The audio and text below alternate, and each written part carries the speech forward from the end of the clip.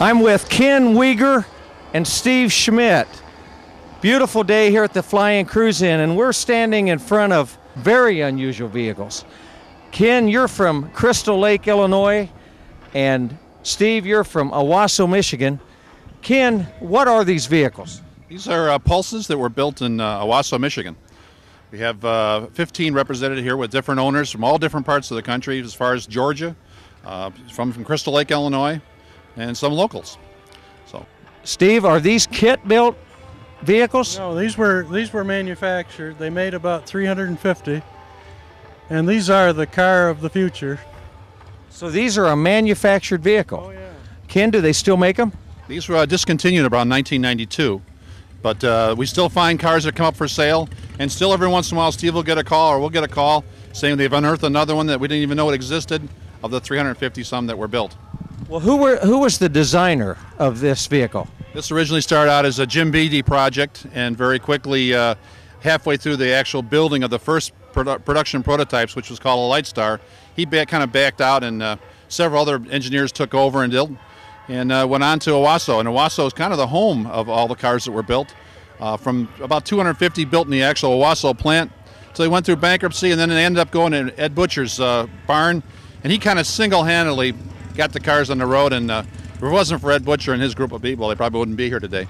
Well, us airplane people, we know a Jim Beattie. Are we talking about the same guy? Yes, it's the same guy, Jim Beattie, the aeronautical engineer, and you probably have heard of the BD-5, and this car is based on that vehicle. They do look like BD-5s. I mean, they look like little airplanes. Jim was really way ahead of his time with this idea, and basically he realized that there was only usually one or two people in the car anyway. And the mileage, obviously with today everybody's real sensitive about gas prices. It's kind of interesting. A year ago when we talked with people who said, well, it got 100 miles to a gallon, it didn't raise too many eyebrows. Today is instant attention. 100 miles to a gallon, how can that be? But he actually did produce a car that did 100 miles to a gallon with a 400cc Yamaha engine. So it's way ahead of its time, as Steve indicated. Are these a car, or what are they? Well, it's technically a motorcycle.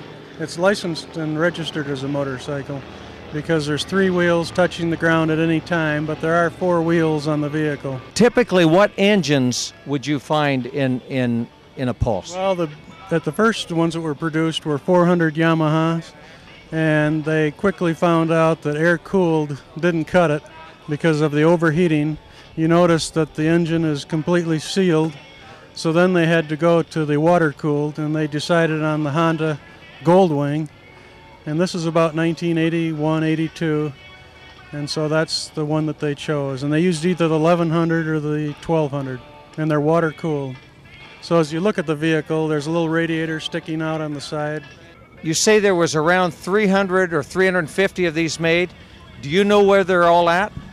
I think we have probably 100 or so that are really registered, 112.